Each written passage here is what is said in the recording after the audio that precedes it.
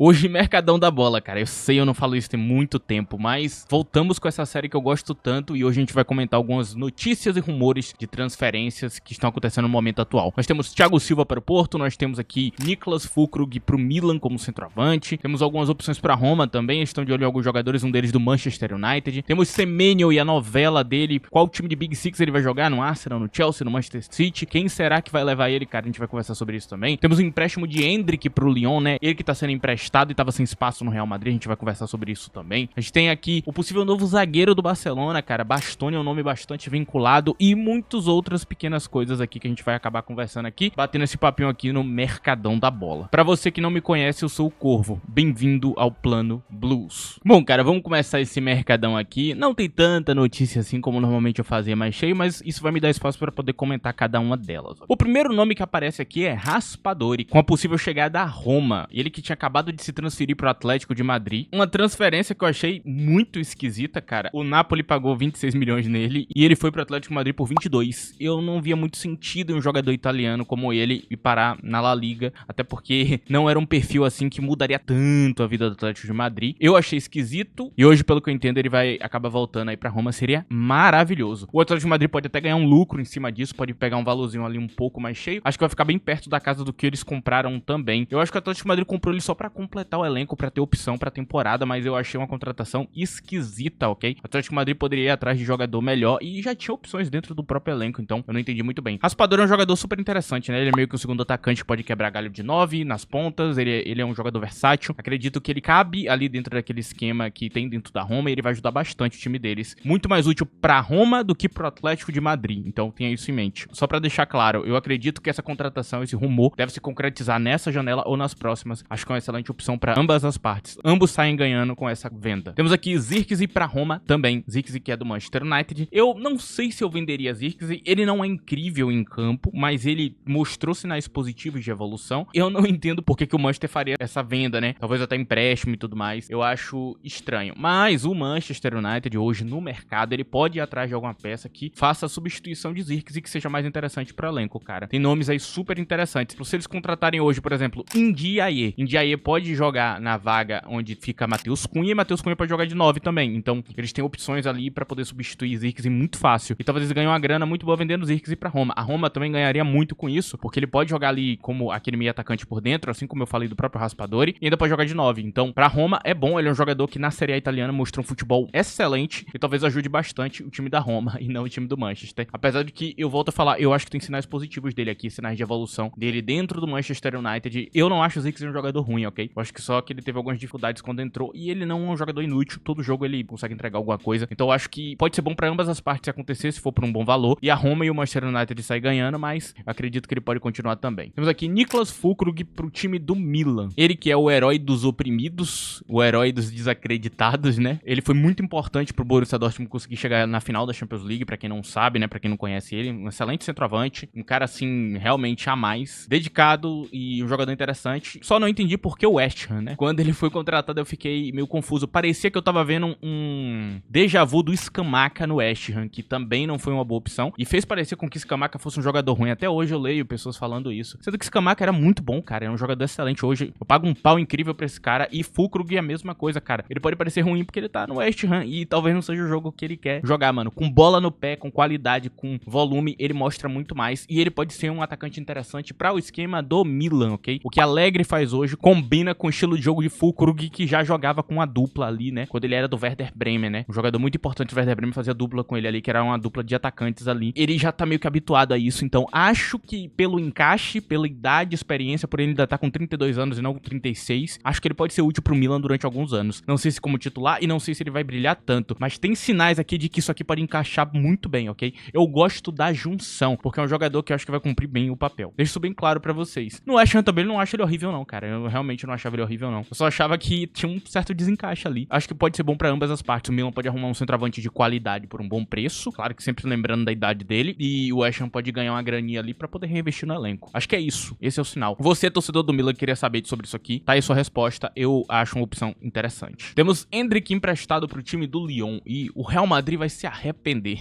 O Real Madrid vai ver, né? Enfim, eu tô vendo muita gente comentando isso e é só engraçado. A gente comentando como se Endrick fosse vendido por 1 milhão de euros pro Lyon. Lyon de graça, sai daqui do meu time. Não tá acontecendo isso, rapaziada. Assim, eu vou repetir o óbvio, que muita gente sabe, mas tem gente que não sabe. Assim, o jogador, ele precisa de experiência, ele precisa jogar, ele precisa estar em campo, ele precisa estar marcando gol, pra ganhar confiança, pra evoluir as habilidades. Ele tem 19 anos de idade, ele não tem 28, ele não tá pronto, ele não é um jogador que já tá tudo certo, não, ele é um jogador incerto ainda. Ele precisa estar em campo, ele precisa estar jogando, ele precisa ir pra um lugar onde ele vai ser utilizado. O Lyon não tava com muito espaço ali, não tem tantos centroavantes pra disputar com ele. As opções que eles têm lá não abrem essa disputa toda, então é um lugar excelente pra ele ir, cara. O medo que as pessoas tinham é que Benzema fosse junto, né? Que tinha esse rumor de Benzema ir pro Lyon. Como Benzema não tá indo, Endrick vai lá pra jogar, então ele tem todo o espaço do mundo pra arrumar o lugar dele como centroavante, ou talvez na futura dupla de ataque, ou como um ponta direita, um atacante pela direita, quem sabe, eu não sei ainda qual posição ele vai jogar, mas ele vai ter espaço pra poder mostrar o futebol dele, isso que é importante. É um empréstimo excelente. Endrick não é pra estar no Castilha do Real Madrid, Endrick não é pra estar jogando na segunda divisão, Endrick não é pra estar jogando em base de clube, Endrick é pra estar em campo, em time grande, em time importante. Pode não ser o time mais importante do futebol europeu, mas um time grande, tipo o Lyon, já tá ótimo pra ele mostrar o futebol dele, porque ele tem muito talento, né? Às vezes as pessoas acham que eu sou hater de Endrick ou algo do tipo, e na verdade o hater muitas das vezes é a própria pessoa, porque a pessoa tá desejando que ele fique lá no banco de reserva infinitamente, cara. Sendo que isso não é bom pra carreira dele, cara. Se você não tem espaço no time principal, você empresta e vê no que dá. No empréstimo ele vai ganhar experiência, vai ganhar casca, vai se tornar um jogador melhor, vai entender bem o que é o futebol europeu, vai entender as fraquezas e forças que ele tem pra poder entregar em campo e vai voltar um jogador melhor pro clube. Esse é o objetivo, ok? Então eu acho um excelente empréstimo, acho bom pra ambas as partes. E quem sabe ele consiga, né, uma vaga aí pra Copa do Mundo, o que é bem difícil, eu deixo isso bem claro. Atualmente, a coisa já tá bem fechadinha ali do que vai ser, então ele realmente vai ter que mostrar muito nesse empréstimo pra ganhar uma oportunidade. Lembrando que o atual treinador da seleção brasileira já conhece ele, já treinou com ele e ele não teve muito espaço, então é um agravante a mais, então ele realmente precisa mostrar algo nesse empréstimo. Enfim, é isso. E eu comento bastante de Endrick lá no meu Twitter, tá aí na tela, @ddcorvo, me encontra por lá que você vai me ver comentando Endrick. Eu sempre que posso tô fazendo comentários sobre ele, tentando explicar da melhor maneira possível, né? Meu objetivo é sempre tentar deixar claro coisas que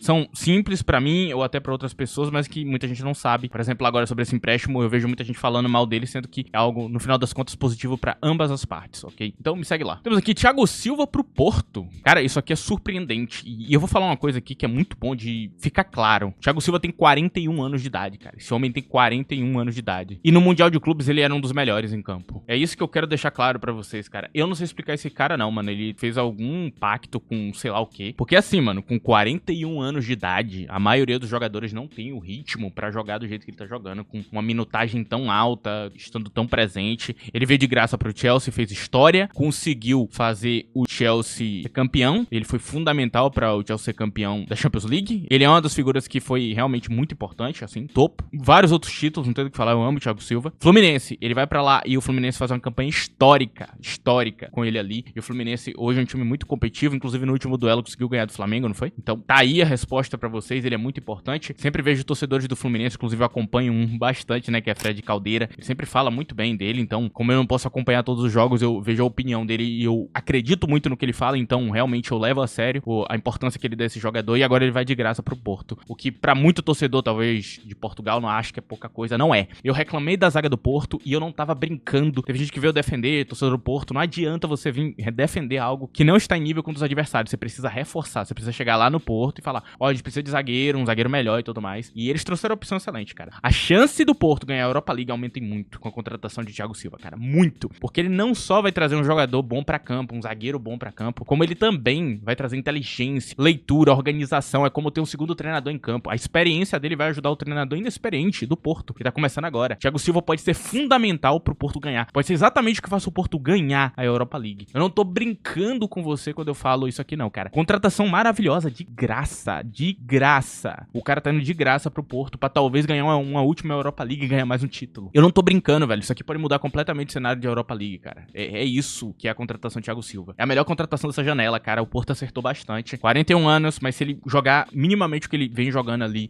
no Mundial de Clubes, por exemplo, ele vai dar conta. Ele vai dar conta, ele vai ajudar muito ali o time do Porto. O Porto já teve um zagueiro mais velho ali que deu conta durante muito tempo, então pode ser que esse seja aqui mais um deles, né? Que vai ajudar em tudo, né? Não só em ser um bom jogador em campo. Então é isso. Temos aqui a novela Semenyo pros times de Big Six, né? Que cada um tá querendo um pedaço dele, né? Falando de tal quer, falando de tal não quer. Enfim, o Chelsea tava na disputa e aqui eu vou explicar essa situação. Assim, cara, o Chelsea tem como contratar Semenyo? Tem. Agora, ele não cabe no projeto, porque você pagaria uma grana muito grande ali no jogador de 26 anos que vai se desvalorizar muito em breve. Então, pra mim, por isso, eles não vão atrás. Só se fosse muito barato e valesse muito a pena, mas eu não acho que seja o caso, ainda mais com tanto time disputando. O que acontece nessa situação é que o Chelsea, ele pode enfiar um monte de jogador ali, cara. E ele ainda vai fazer isso. Ele continua fazendo isso, na verdade. Então, nas janelas, você vai ver o Chelsea contratando mais. Pode ser que daqui a 2 janelas, os contratados de hoje todos sejam vendidos e tragam novos ali, novos jovens. Se eles arrumarem bons valores, é isso que vai acontecer, cara. É assim que funciona esse projeto. Por isso mesmo eu fui tão crítico a ele e é assim que funciona. E sim, a gente não pode disputar com certos clubes em questão de salário, a gente sempre vai acabar perdendo, como a gente já perdeu um monte de alvo. Então, Semenyo não é possível pro Chelsea. O Manchester City eu achei um lugar estranho, porque não vejo muito como ele vai ser titular por lá. Ele é um jogador agora pra poder jogar, pra poder entrar e jogar. No Liverpool parecia ter uma disputa mais justa. E no time do Arsenal também não tem muito espaço, porque já tem 3 caras na esquerda ali, então seria mais um. Eu acho que no Arsenal talvez ele poderia ser titular. Eu vejo um futebol no nível bom pra ele lá, ok? Então, tipo, a disputa ali ele poderia ganhar dos 3 que estão ali, cara, como ponta esquerda, né? É interessante, é um jogador super interessante. Eu acho que talvez ele vai parar no City, né? Dizem que o City tá mais perto, e a minha visão é que vai ajudar pouco pra ambas as partes. O City talvez não precise tanto, precisa de um cara pra esquerda, precisa de mais um, ok?